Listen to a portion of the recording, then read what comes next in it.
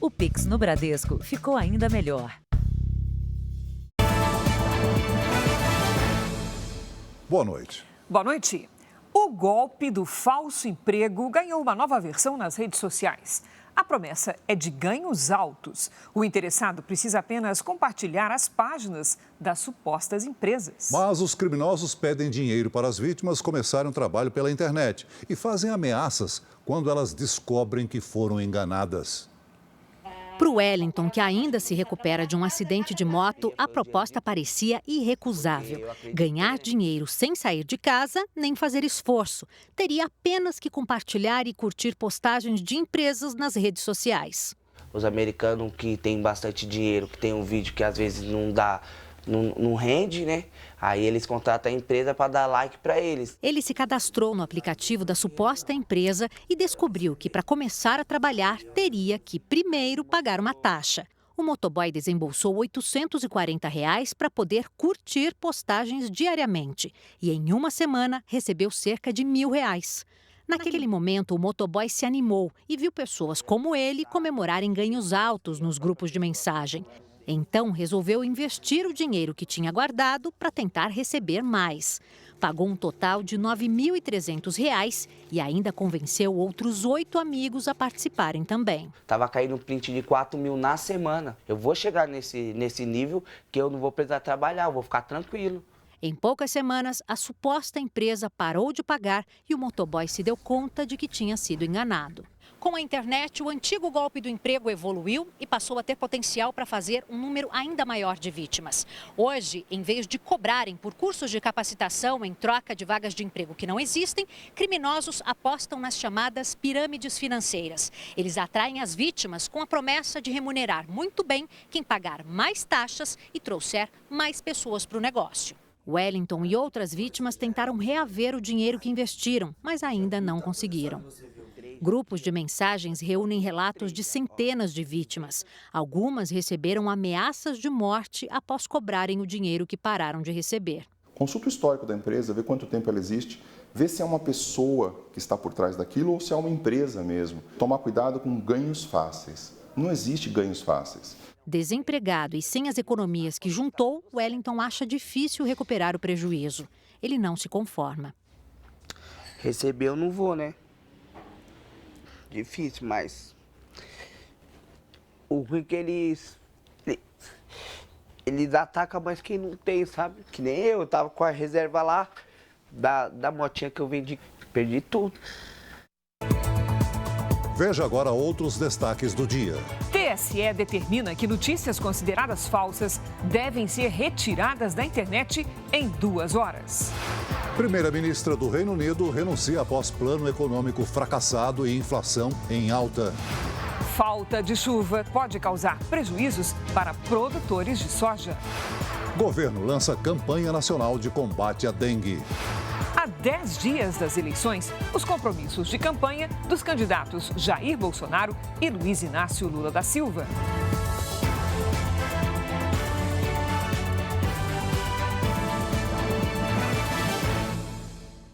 Oferecimento: cartões Bradesco, muito mais benefícios.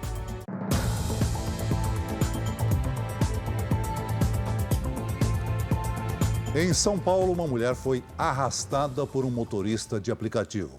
Motivo? Ela não tinha o código para retirar a entrega. A vítima deu queixa na polícia por lesão corporal. Imagens das câmeras de segurança mostram o exato momento em que a professora é arrastada pelo carro do motorista de aplicativo. Ana Paula tem 41 anos e está muito abalada. Ela aguardava uma encomenda do ex-marido para o filho. Quando foi retirar o pacote, percebeu que estava sem o código exigido pelo aplicativo. Na correria, eu acabei esquecendo o celular em casa. Subi correndo. Quando eu voltei, ele estava gritando horrores no carro, falando com alguém, dizendo que eu tinha feito ele perder várias corridas. Nas imagens é possível perceber quando o motorista joga o pacote para fora do veículo e dá a partida, segurando o braço da mulher. Por sorte, ela não sofreu nenhum ferimento grave. Ele só parou porque ele percebeu alguém entrando no condomínio e me soltou. Minutos depois do ocorrido, Ana recebeu um e-mail da empresa de transporte, afirmando que tinha infringido as regras da companhia e que estava sendo banida do aplicativo. Esse especialista em segurança dá algumas dicas de como reagir em casos de atitudes agressivas. Você nunca deve buscar o confronto. Se você percebe que a pessoa está exaltada, está nervosa, a primeira coisa é se afastar um pouco. Se sentir que a pessoa está ficando exaltada demais, podendo chegar a vias de fato, volte para casa ou volte para o prédio, ou seja, tentar se prevenir. Em um e-mail, a equipe de segurança do aplicativo disse que lamenta o ocorrido e que a empresa não admite qualquer tipo de comportamento violento. Afirmou ainda que vai auxiliar com todos os dados necessários para a investigação. Ana Paula registrou um boletim de ocorrência. É o que eu mais quero, a justiça. Tanto do motorista que me agrediu e também da empresa do aplicativo. Porque quando eu mais precisei, eu não tive respaldo nenhum. A Secretaria de Segurança Pública informou por meio de nota que aguarda a representação criminal por parte da vítima para dar continuidade às investigações. Já a empresa 99 afirmou que apura o caso e está à disposição das autoridades. Uma quadrilha de receptação e clonagem de veículos foi desarticulada pela Polícia Federal no Rio de Janeiro. 7 pessoas foram presas. A polícia precisou de um carro blindado para cumprir um dos mandados de prisão. 25 pessoas foram indiciadas e 7 presas. A quadrilha clonava os veículos e depois os revendia como se fossem regularizados. O grupo adulterava os carros que tinham sido roubados por traficantes e veículos de locadoras que foram alugados de maneira fraudulenta. Os carros roubados eram entregues a uma equipe de clonadores, pessoas que adulteravam a numeração do chassi, do motor e dos vidros. Uma vez feita a mudança, uma funcionária que atuava no Detran conseguia os documentos. O papel com o timbre do Departamento de Trânsito era a garantia da autenticidade do golpe. Depois, era só revender o veículo. Em uma ocasião, eles venderam 5 veículos clonados para uma agência de Niterói. O proprietário dessa agência comprou esses veículos, achando que os veículos eram bons, ele ia revender esses veículos. Hortência de Barros Walter é apontada na investigação como peça fundamental para os golpes da quadrilha. Ela trabalhava numa empresa que prestava serviços ao Detran. Segundo o Departamento de Trânsito, a funcionária da empresa terceirizada foi demitida. Ela entrava no sistema do Detran e pegava todas as informações de um outro veículo com as mesmas características. A polícia estima que o grupo clonava cerca de 20 carros por mês. Um idoso morreu depois de ser atropelado por uma influenciadora digital no interior de Minas Gerais. Ele chegou a ser internado e teve uma perna amputada. De acordo com os familiares da vítima, a jovem, de 20 anos, não prestou nenhuma assistência a eles. O idoso foi atropelado na porta de casa. Agostinho da Silva, de 86 anos, estava sentado neste muro, um hábito que mantinha há 40 anos. Um homem muito forte, todo mundo via, sentado na porta dele, ficava ali há mais de 40 anos. Tanto é que o pessoal comove porque passavam, mexia com ele, cumprimentavam com ele, então por isso todo mundo ficou comovido. O carro que atingiu Agostinho era conduzido pela cantora e influenciadora Júlia Reis. O veículo ficou destruído. Ela chegou a publicar um vídeo nas redes sociais dizendo que também se feriu no acidente, cancelou um show e que lamentava o que aconteceu. Eu ainda estou em choque, estou muito triste, fiquei um pouco traumatizada e eu não vou fazer esse show hoje pelo fato de não estar bem, né? Porém, horas depois, Júlia foi flagrada cantando em um karaokê.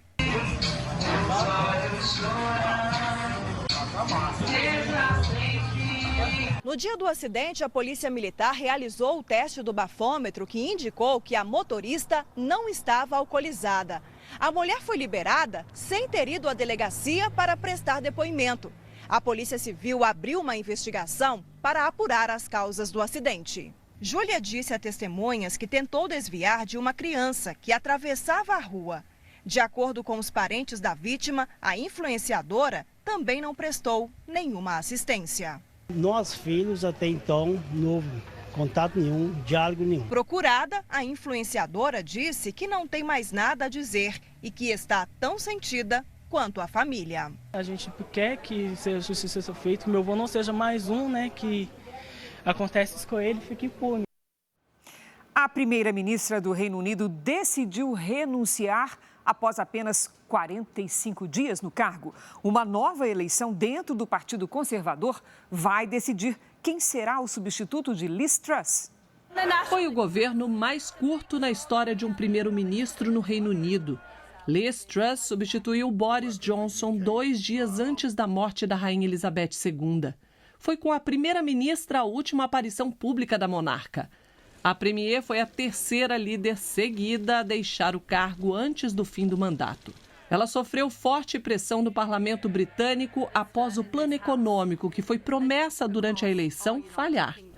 A intenção era estimular a economia com cortes de impostos, mas a iniciativa foi mal recebida pelo mercado financeiro e até mesmo dentro do próprio partido. A crise gerou a demissão de 2 ministros, um deles o das finanças. Tudo isso num cenário em que a inflação chega a mais do que 10% ao ano, o maior patamar desde a década de 80. Eu reconheço que não consigo entregar o mandato para o qual fui eleita, disse a premier. A saída não surpreendeu. Nos últimos dias, um tabloide britânico ironizou e apostou. Quem dura mais, uma alface ou o governo de Liz Truss? O ex-presidente da Rússia, Dmitry Medvedev, um dos principais conselheiros de Vladimir Putin, aproveitou a piada numa rede social. Tchau, tchau, Liz, meus cumprimentos à alface. O governo russo chamou Liz Truss de uma desgraça de líder. Liz Truss já comunicou oficialmente a renúncia ao rei Charles III. Ela disse que vai permanecer no cargo até que o Partido Conservador escolha o substituto. E isso não deve demorar. O novo nome para comandar o Reino Unido deve ser escolhido na próxima semana. Como o Partido Conservador venceu a última eleição, terá o direito de escolher o próximo líder, que, por consequência, também fica com o cargo de primeiro-ministro. Até mesmo o nome do ex-premier Boris Johnson não está descartado para voltar ao poder. Nas ruas, as apostas já começaram. Temos uma semana e tudo pode mudar. Há muitos interesses, diz o inglês. A Ucrânia deu início a apagões programados para tentar poupar energia. A decisão do governo vem depois de ataques russos atingirem cerca de 40% das estruturas de fornecimento de eletricidade do país. O racionamento será em todo o território nacional entre as 7 da manhã e 10 da noite. A capital Kiev e a cidade de Kharkiv também vão reduzir a circulação de ônibus e trens. Segundo as autoridades ucranianas, os recentes bombardeios deixaram mais de 4.000 regiões completamente isoladas. E ocorrem num momento crítico, faltando pouco menos de um mês para a chegada do inverno. O Ministério da Defesa da Rússia confirmou hoje novos ataques contra alvos militares e energéticos da Ucrânia. Líderes da União Europeia se reuniram em Bruxelas para discutir soluções para a crise provocada pela guerra no leste europeu. O presidente russo Vladimir Putin enviou 20 garrafas de vodka para o ex-primeiro-ministro da Itália, Silvio Berlusconi. E o presente gerou uma confusão diplomática. A União Europeia afirma que o gesto foi ilegal. A bebida foi enviada em comemoração ao aniversário do ex-premier Silvio Berlusconi, mas para o bloco europeu, a atitude viola as sanções europeias impostas à Rússia depois da invasão à Ucrânia. Entre as proibições está a importação de produtos russos, como a vodka. Segundo o porta-voz da União Europeia, o envio não é permitido, mesmo em caso de presentes, como aconteceu entre Putin e Berlusconi.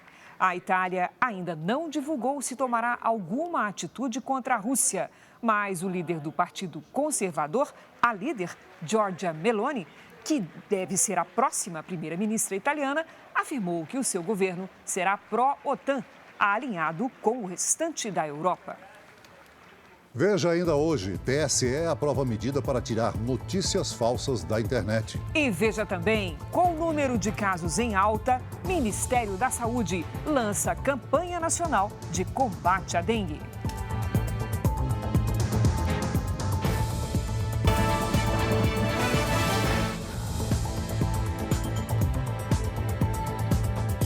Para muitas mulheres, a Abrir o próprio negócio, por menor que seja, é uma garantia de independência financeira. Um programa da Caixa Econômica Federal ajuda quem quer empreender com crédito e dicas valiosas para tocar o projeto no dia a dia.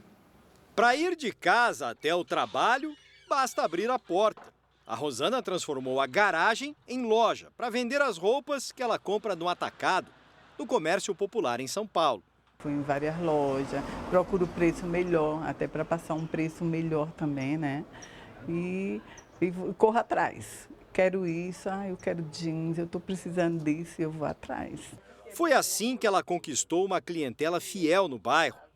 Agora sonha em ampliar o negócio, mas ainda não sobrou dinheiro para instalar uma porta de vidro, a vitrine que ela gostaria de ter. Gostaria de fazer uma porta de vidro, né?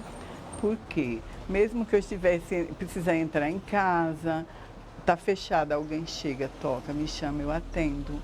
Segundo, valoriza mais as roupas, né? Para quem trabalha por conta própria, pode ser difícil crescer por não ter como investir para faturar mais.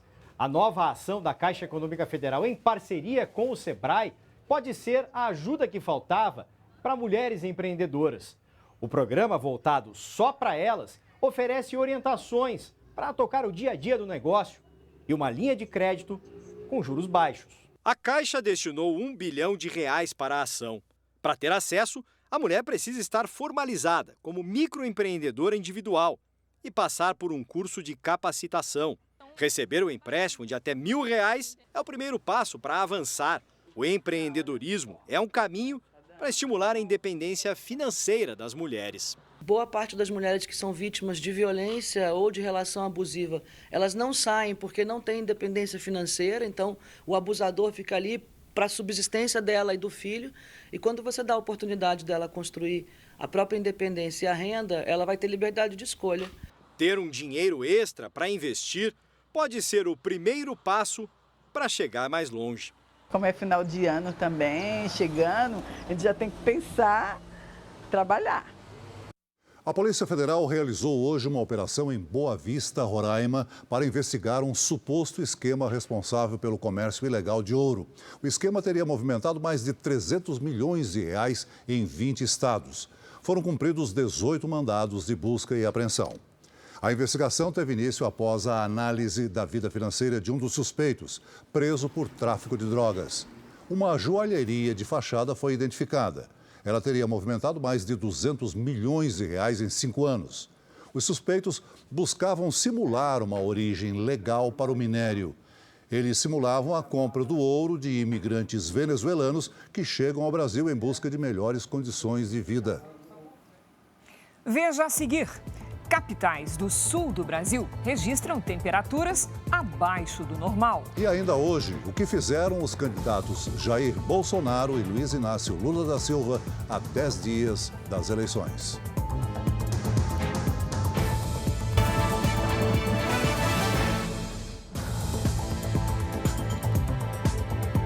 Uma mulher é suspeita de matar o companheiro para ficar com R$600 mil do seguro de vida no Rio de Janeiro. Ela teria recebido a ajuda de um amigo. Para despistar a polícia, a namorada chegou a registrar boletim de ocorrência de desaparecimento da vítima. Andréia Ramos Cortes confessou ter planejado a morte do companheiro.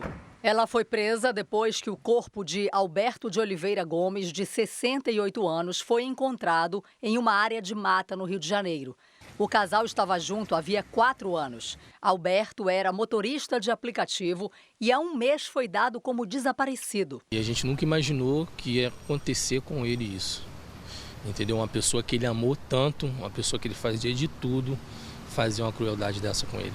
Na época, Andréia registrou o desaparecimento, mas as câmeras de segurança do local onde o carro da vítima foi encontrado revelaram outra história. A Record TV teve acesso às imagens que mostram o carro de Alberto passando pela estrada. Uma área isolada na zona norte do Rio. Pouco tempo depois, Andréia volta a pé, sozinha, pelo mesmo local. Depois de ser confrontada, Andréia disse ter recebido a ajuda de um amigo para dopar o companheiro com altas doses de calmante e levá-lo com mais facilidade para o local do crime. Marcos Felipe Oliveira Santana também foi preso. Os dois vão responder por homicídio e ocultação de cadáver. Marcos foi a pessoa que estimulou a prática do crime, segundo Andréia. O Marcos foi o envolvido no crime que forneceu o remédio que Andréia utilizou para drogar a vítima. O laudo feito no corpo da vítima não conseguiu determinar a causa da morte, mas outros exames estão sendo feitos. A polícia não tem dúvidas de que o crime foi planejado e suspeita da participação de outras pessoas. A investigação aponta que a morte teria sido encomendada por Andréia, que queria receber o dinheiro do seguro de vida de Alberto. Ela era a única beneficiária. Nós entendemos que o objetivo dela, ao construir um cenário de um acidente automobilístico no Alto da Boa Vista, foi justamente para permitir que a seguradora pagasse o prêmio de R$600 mil para ela. Desde o início da primavera, as capitais do sul do Brasil e também Campo Grande e São Paulo vêm registrando temperaturas abaixo do normal. Cadê o calor da estação? Vamos perguntar para a Lidiane Sayuri? Ô, Lid, tem um atraso aí, né? Sim, Cris, mas está chegando, viu? Novembro está aí. Boa noite para você. Oi, Celso, muito boa noite. Boa noite a todos que nos acompanham. Até lá, a presença de muitas nuvens e a passagem de frentes frias impedem a subida das temperaturas. Pelas imagens de satélite, observamos nuvens carregadas no centro-sul e em parte da região norte. Uma nova frente fria com um ciclone mantém as tempestades. Há risco de temporais com granizo e ventania em toda essa área vermelha que corta o Brasil. Nas áreas claras do mapa, sol e poucas nuvens. Mas atenção, porque a partir da próxima semana há previsão de mudança no tempo para a região nordeste do país, com temporais. Em Curitiba, sexta-feira, com previsão de chuva forte pela manhã e à tarde. Máxima de 24 graus. No Rio de Janeiro e em Goiânia, sol, chuva forte, raios e 34. Em Teresina faz 38 e em Palmas até 37. Em São Paulo, muitas nuvens e temperaturas amenas. Nesta sexta faz até 25 graus com chuva a qualquer hora. No fim de semana, máxima de 22. Vamos ao Tempo Delivery. O Luiz quer saber a previsão para a cidade de Corumbá, em Mato Grosso do Sul. Vamos lá, Celso. Oi, Luiz. O calor está garantido nos próximos dias. Nesta sexta, pode chover pela manhã. À tarde faz até 31 graus. Fim de semana ensolarado, com 32 graus. A Karina está de olho nos termômetros em Contagem, em Minas Gerais. Vamos para lá. Karina, seguinte, o sol fica mais escondido por aí. Tem previsão de chuva e queda nas temperaturas. Nesta sexta faz até 31 graus com chuva a partir da tarde. No fim de semana, atenção, chuva forte e máximas de 25 e de 23 graus. Quer participar do Tempo Delivery também? Poste uma mensagem nas redes sociais com a hashtag #VocêNoJR e o nome da cidade que quer consultar. Cris, Celso. Obrigada, Lidy. Até amanhã, Lidy. Ainda hoje, o dia de campanha de Jair Bolsonaro e Luiz Inácio Lula da Silva. E veja também, ladrões furtam loja de material de motocicletas e deixam prejuízo de R$50 mil.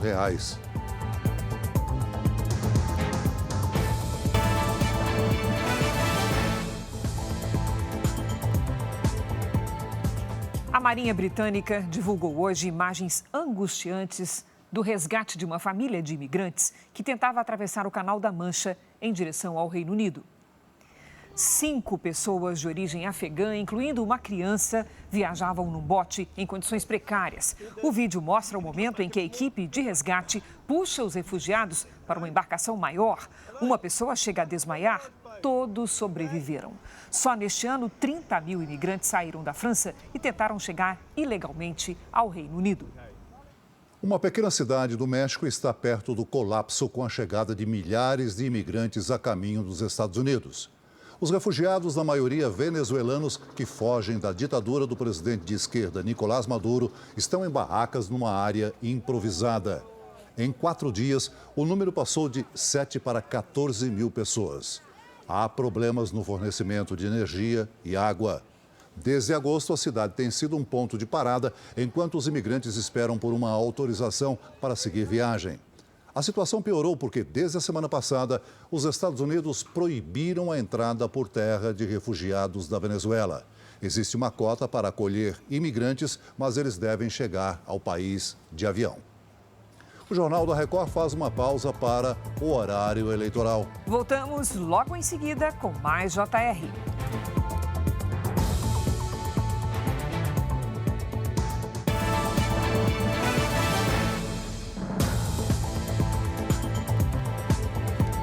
A madrugada de terça-feira tem sido o período da semana mais escolhido por criminosos para invasões a comércios na maior parte do Brasil. Um levantamento feito por uma empresa de vigilância mostra, Celso, que é entre as 2 e as 4 da manhã que a maioria dos crimes acontece. Pelo menos 3 homens participaram do furto à loja de material de motocicletas na zona norte de São Paulo. Às 2h23 da manhã, uma câmera de segurança mostra um dos criminosos, já dentro da loja, usando a luz do celular para identificar o que será levado. Durante as próximas 2 horas, eles vão entrar e sair várias vezes enquanto escolhem o material. Às 4h07, já são 3 os ladrões do lado de fora. Um deles levanta a porta de ferro e 2 entram. Em seguida, chega o caminhão, onde as mercadorias roubadas serão transportadas. Os ladrões levaram capacetes, jaquetas e dinheiro do caixa. No total, o prejuízo foi de R$50 mil. Mas o que chama a atenção é que os criminosos pareciam saber detalhes da loja. Um deles, por exemplo, quando entrou aqui, foi direto ao alarme, que na época ficava aqui atrás desse balcão. É esta imagem que mostra o assaltante destruindo o alarme, que não estava conectado à polícia. O alarme, quando tocou a primeira vez, e eu ouvi, olhei na câmera, não vi nada suspeito, a loja estava intacta, só que no momento que ele abriu a primeira vez, ele saiu do ângulo da câmera.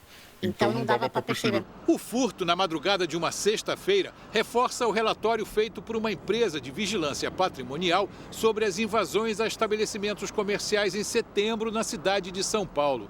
Segundo o documento, nestes dias, os furtos a lojas representaram 77% dos registros, a maioria entre 2 e 4 da manhã. Em 9 capitais e no Distrito Federal, o período escolhido também é entre 2 e 4 da manhã, mas às terças-feiras, quando 78,19% das ocorrências são registradas. Este especialista em segurança pública diz que a melhor maneira de evitar furtos e roubos é reforçar a estrutura física da loja e instalar alarmes conectados a uma central. É interessante que tenha, a gente chama de corneta, né? que é a sinalização sonora, que faz o contato rápido com a polícia com visualização. Isso é uma coisa importantíssima, que é a parte do monitoramento com imagem. Isso a loja de peças de moto já fez. Mas a sensação que ficou depois do furto, essa não vai embora. Desolação, né? Porque a gente batalha tanto para conseguir, sei lá, deixar nosso comércio cada vez mais forte e tal. E chega aqui e vê parte do seu esforço levado por alguém que só teve o mínimo esforço de levantar uma porta, levar todo um sonho seu, é muito complicado. Um homem foi morto ao tentar proteger a mulher durante um assalto na zona norte do Rio de Janeiro. Pedro Paulo Filho tem os detalhes. Boa noite, Pedro Paulo. Oi, Cris, uma boa noite para você, boa noite a todos. Olha, a vítima trabalhava numa empresa de óleo e gás e estava voltando para casa quando foi baleada. A mulher de Bruno Gomes Valentim da Costa contou que costumava esperar o marido de carro na saída da estação do metrô, exatamente para evitar a violência do bairro onde moram. Só que ontem ela foi atacada por um criminoso enquanto aguardava. O Bruno viu o assalto à distância e, para proteger a esposa, jogou uma mochila na direção do assaltante. Segundo a PM, o criminoso atirou a queima-roupa. Bruno tinha 41 anos e, além da mulher, deixa 2 filhas. Cris e Celso. Obrigada, Pedro Paulo. O ex-jogador e ex-treinador Mário Jorge Lobo Zagallo, multicampeão pela seleção brasileira, ganhou uma estátua em homenagem às suas conquistas. A estátua de cera em tamanho real foi inaugurada hoje no Museu da Seleção Brasileira, no Rio de Janeiro. Aos 91 anos, Zagallo esteve presente. Ele venceu 2 Copas do Mundo como jogador, em 1958 e 1962.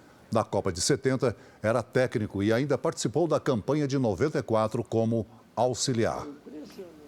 Eleições 2022. O candidato à reeleição, Jair Bolsonaro, está em São Paulo e deve permanecer no estado até domingo. Hoje, ele teve encontro com prefeitos. O candidato à reeleição pelo PL, o presidente Jair Bolsonaro, chegou a São Paulo no início da manhã. Bolsonaro participou de encontro com influenciadores digitais e depois foi para o hotel de trânsito do Exército, local onde ficará hospedado até domingo.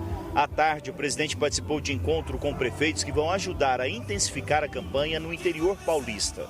Nos próximos 4 dias, o presidente ficará em São Paulo para reforçar a campanha no estado mais populoso do país. Os coordenadores querem ampliar a vantagem aqui e estão otimistas com as pesquisas recentes que mostram crescimento de Bolsonaro. Integrantes da cúpula da campanha me disseram que esperam um crescimento ainda maior do presidente nos 10 dias antes do segundo turno. A meta é atingir 4 milhões a mais de votos em São Paulo. Continuar fazendo aliança com prefeitos, governadores, muitos contatos com algumas autoridades executivas do Nordeste e continuar no meio do povo. Trabalhar, multiplicar, não é só indeciso em reverter voto. Acredito que a gente esteja indo muito bem. O candidato do PT, Luiz Inácio Lula da Silva, esteve hoje no Rio de Janeiro. Lula visitou São Gonçalo. Essa é a segunda vez em menos de 10 dias que o candidato visita o estado. Lula percorreu as ruas em carro aberto e cumprimentou apoiadores. Antes do compromisso, ele conversou com a imprensa. Disse que vai aumentar o número de ministérios e criar uma pasta para cuidar da segurança pública. Esse Ministério de Segurança Pública não será conflitante com a responsabilidade que o governo do estado tem em cuidar da polícia do estado, para que a gente possa, inclusive, combater o tráfico de armas, o tráfico de drogas nas nossas fronteiras. No fim da tarde, Lula foi a Padre Miguel, na zona oeste da capital fluminense. No segundo turno, Lula intensificou a presença no estado do Rio, que tem o 3º maior colégio eleitoral do país. O petista tenta reduzir a diferença de quase 11 pontos do primeiro turno, quando Bolsonaro teve 51% dos votos válidos. Depois das agendas aqui no Rio de Janeiro, Lula segue para Minas Gerais. Amanhã ele vai a Teófilo Otoni e Juiz de Fora. E sábado, a Belo Horizonte. Simone Tebet, candidata do MDB, derrotada no primeiro turno, acompanha todas as agendas.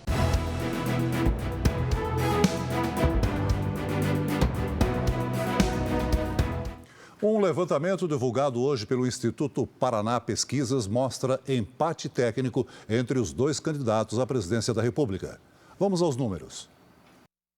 A pesquisa mostra Luiz Inácio Lula da Silva, do PT, com 51,3% das intenções de voto. Jair Bolsonaro, do PL, tem 48,7%. Os números são referentes aos votos válidos, que excluem os brancos e nulos. Considerando a margem de erro, os 2 candidatos estão tecnicamente empatados. O levantamento ouviu 2.020 eleitores entre os dias 15 e 19 de outubro em todo o Brasil. O índice de confiança é de 95% e a margem de erro de 2,2 pontos percentuais para mais ou para menos. O Tribunal Superior Eleitoral aprovou novas regras para a retirada de conteúdo falso ou violento da internet. A medida acelera o processo de remoção na reta final da campanha. As notícias falsas deverão ser retiradas 2 horas depois da decisão da Justiça. A aprovação foi unânime entre os 7 ministros do TSE. Na prática, o conteúdo poderá ser retirado do ar com maior rapidez, sem a necessidade de análise de um processo judicial ou consulta ao Ministério Público Eleitoral. Antes, quando um partido identificava uma notícia falsa, precisava apresentar uma ação ao tribunal pedindo a retirada do conteúdo. Agora, o TSE poderá, por iniciativa própria, determinar a retirada do ar das páginas fraudulentas em até 2 horas. No caso de 2 dias antes da votação, a remoção deverá acontecer em até 1 hora. Em caso de fake news replicada várias vezes, o presidente da corte poderá mandar remover todos os conteúdos falsos. O tribunal também poderá suspender canais que publiquem fake news de forma reiterada. E fica proibida a propaganda eleitoral paga na internet 48 horas antes da votação e nas 24 horas depois da eleição. As medidas foram discutidas entre o presidente do TSE, Alexandre de Moraes, e representantes das redes sociais e empresas de conteúdo digital. Todos vêm acompanhando que a partir do segundo turno houve um aumento, uma proliferação, não só de notícias fraudulentas, mas da agressividade dessas notícias, o discurso de ódio, que sabemos todos que não leva a nada, simplesmente leva a uma corrosão da democracia. Então, exatamente por isso a necessidade de um procedimento mais célere no enfrentamento à desinformação. O ministro Alexandre de Moraes também se reuniu hoje com os advogados das campanhas dos candidatos Jair Bolsonaro e Luiz Inácio Lula da Silva. O encontro durou cerca de meia hora aqui no tribunal. O ministro pediu que as campanhas adotem um tom mais brando, sem ofensas pessoais nesta reta final da campanha. Segundo fontes da corte, houve um comprometimento dos advogados para tentar baixar a temperatura das propagandas eleitorais. Aumenta a tensão com uma possível retomada das invasões promovidas pelo MST. Quem levantou essa possibilidade foi um dos líderes do movimento. No vídeo, um dos líderes nacionais do Movimento Sem Terra, João Pedro Stedley, fala que os trabalhadores rurais podem aumentar as ocupações de terras caso o ex-presidente Lula seja eleito. E acho que a vitória do Lula, como se avizinha, ela vai ter como uma consequência natural, psicossocial nas massas, de um reânimo para nós retomarmos as grandes mobilizações de massa. Porque movimento de massa não é só nós fazer passeata. É quando a classe trabalhadora ela recupera a iniciativa na luta de classes, então ela passa a atuar na defesa dos seus direitos de mil e uma forma, fazendo greves, fazendo ocupações de terra, ocupação de terreno, né, mobilizações. Stedley deu a declaração numa entrevista a um podcast e deixou produtores rurais apreensivos. No Pontal do Paranapanema, interior de São Paulo, a preocupação é grande. Esse produtor rural está com medo de ter a fazenda invadida, como já aconteceu com os vizinhos. Para evitar os prejuízos causados pelos invasores, ele pensa em investir na segurança. A começar esse negócio de invasão, nós somos obrigados a contratar segurança. E segurança armada. Segundo o Instituto Nacional de Colonização e Reforma Agrária, o INCRA, o auge das invasões no Brasil foi durante o governo de Fernando Henrique Cardoso, do PSDB. No governo Lula, as invasões de terra continuaram e chegaram a 1968. No período da ex-presidente Dilma Rousseff, também do PT, foram 912 invasões e 111 no governo Michel Temer, do MDB. No atual governo do presidente Jair Bolsonaro, foram apenas 62 invasões. Nós perdemos 2 amigos de pressão, aí o coração não aguentou, porque é uma coisa que era 24 horas. Eu mesmo tive ameaça, minha família teve ameaça, tivemos ameaça por telefone, então era também aqui dentro da cidade a gente era ameaçado indiretamente. O Pontal do Paranapanema, a 600 quilômetros da capital paulista, abrange 32 cidades e 117 assentamentos do MST. A preocupação aqui é que o Pontal volte a ser palco de disputas entre os sem terra e os produtores rurais. O MST diz que ocupa apenas terras improdutivas, sem papel social e de propriedade do Estado. O ex-presidente Lula chegou a dizer durante a campanha que o MST não invade terras produtivas. Mas viajamos pela região do Pontal do Paranapanema e encontramos diversos acampamentos supostamente ilegais. A primeira invasão de terras pelo MST aqui no Pontal do Paranapanema aconteceu 32 anos atrás. De lá para cá, o número de assentamentos cresceu tanto que essa região se tornou o reduto do movimento. Muitas dessas ocupações aconteceram em disputas violentas. Essa propriedade aqui tem dono e era considerada produtiva pelo INCRA. Mesmo assim, foi invadida pelos trabalhadores rurais. Entramos em um desses acampamentos. Os sem terra invadiram uma fazenda particular e passaram a produzir alimentos. O Rodolfo faz parte da Frente Nacional da Luta no Campo e na Cidade, que é um braço do MST. Eles entraram aqui nessa terra tem 1 ano e 3 meses e hoje tem cerca de 600 famílias acampando aqui. Ele diz que é uma terra devoluta, que é uma terra que deveria ser devolvida para o Estado, uma terra do Estado, e que eles poderiam entrar, mas a gente não sabe quem é o dono. Não apareceu ninguém para tirar, eles vão ficando aqui.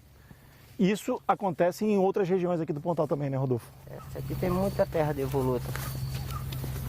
E essa terra devoluta não é de ninguém, é do governo. A realidade é essa. Terras são todas do governo. As famílias até plantam aqui, mas, segundo esse advogado, é uma ocupação ilegal. Você ocupa o que está desabitado, o que está desocupado. Aqui não tem nada desabitado, está tudo habitado, então é uma invasão. O governo Bolsonaro distribuiu títulos de terras devolutas aos assentados, para tentar pacificar a região.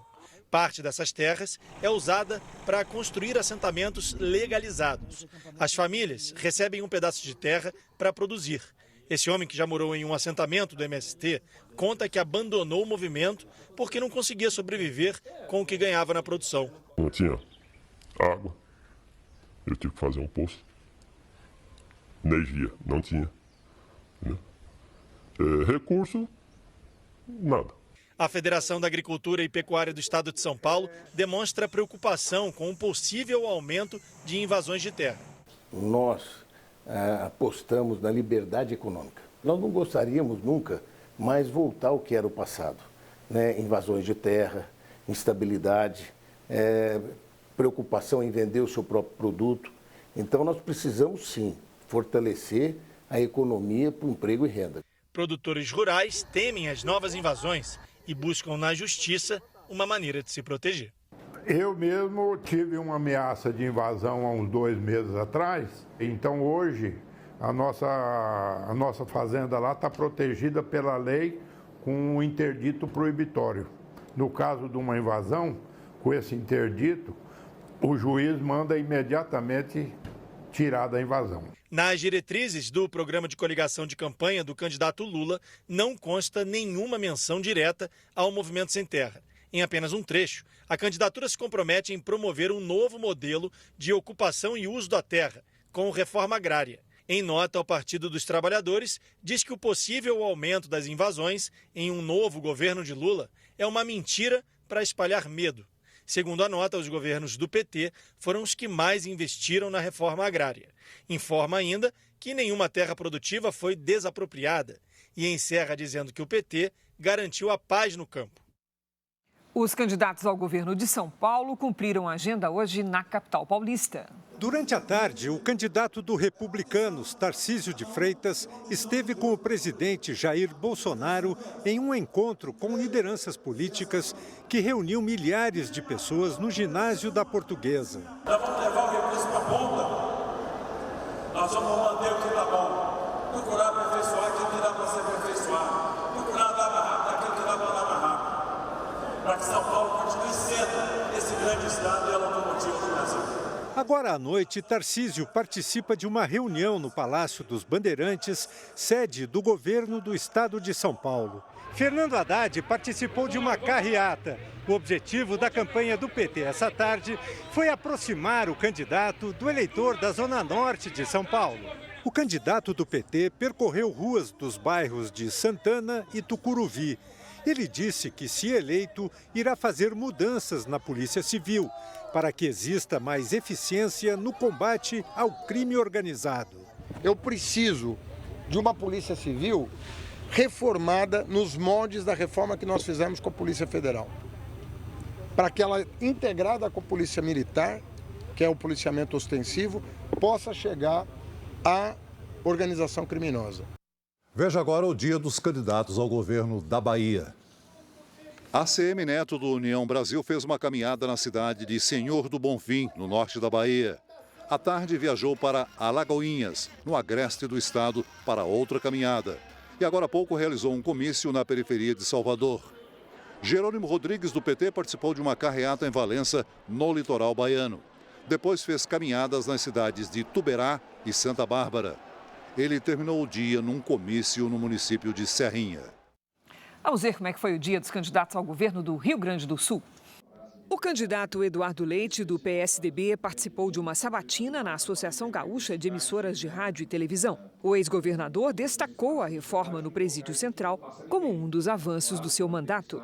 Nós estamos demolindo o Presídio Central e reconstruindo uma nova formatação, colocando o número adequado de presos, porque se a gente quer enfrentar o tráfico e o crime organizado, quando a gente prende esses elementos, a gente tem que garantir que eles não tenham comunicação com o mundo exterior.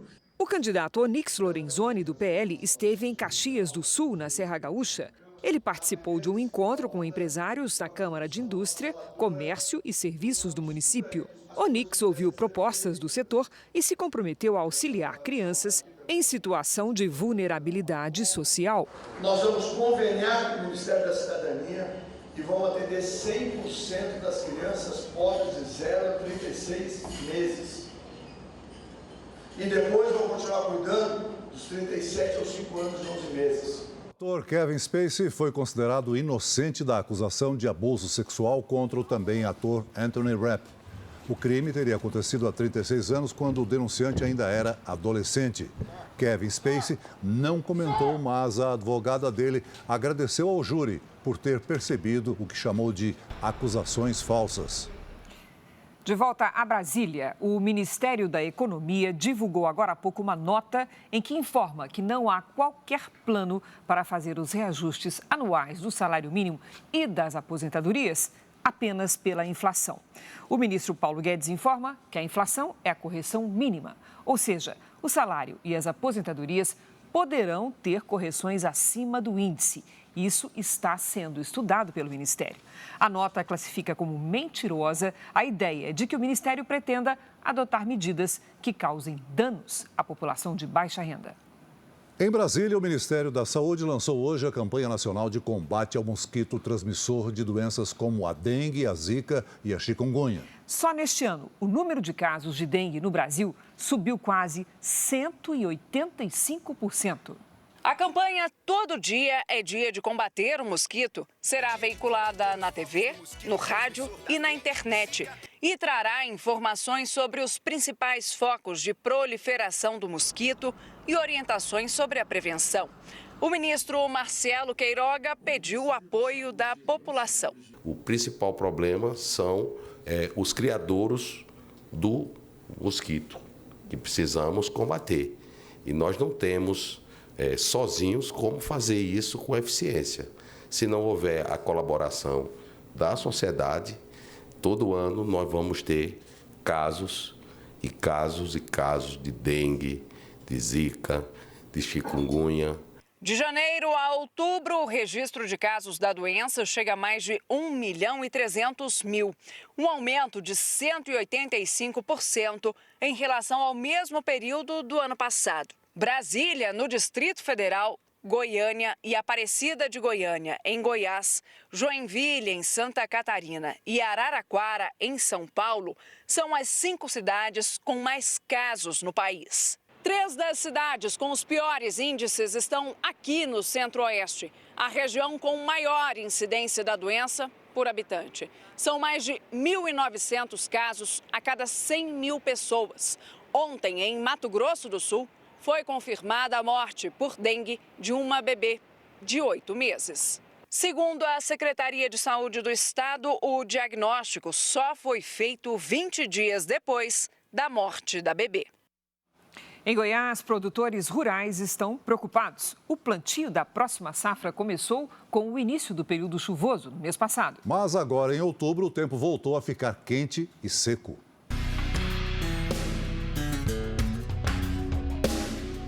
Seu Francisco tem uma plantação de hortaliças em Goiânia. Com o calor extremo, teve que aumentar o fluxo de água nas plantas. Tem que aguar direto, 3, 4 vezes no dia. Esse sistema aí de plástico é muito bom, mas ele esquenta também. Se deixar, ele cozinha a planta. Em Goiás, o período chuvoso começou em meados de setembro, com a chegada da primavera. As primeiras chuvas até que vieram, mas em outubro o tempo voltou a mudar. A umidade caiu novamente abaixo dos 20% e a temperatura subiu de novo. Está até mais quente do que antes. Uma preocupação para o produtor rural, que imaginava que o início do período chuvoso era para valer. Em Goiás, cerca de 25% dos produtores já começaram a plantar a próxima safra da soja. Muitas das lavouras, que foram plantadas lá no início desse mês, fim de setembro, foram semeadas com uma umidade do solo. E essa umidade ela permitiu a germinação, o desenvolvimento inicial das plantas, porém, agora, com a umidade do solo reduzindo, as plantas podem começar a sentir travar um pouco o desenvolvimento. A alternativa escolhida por parte dos produtores é começar o plantio agora. O Jornal da Record de hoje termina aqui. Esta edição na íntegra e também a nossa versão em podcast estão no Play Plus e em todas as nossas plataformas digitais. E à 00:30 tem mais Jornal da Record. Fique agora com o Reis. E logo depois de Amor Sem Igual, tem eliminação ao vivo em A Fazenda. Ótima noite para você. Boa noite.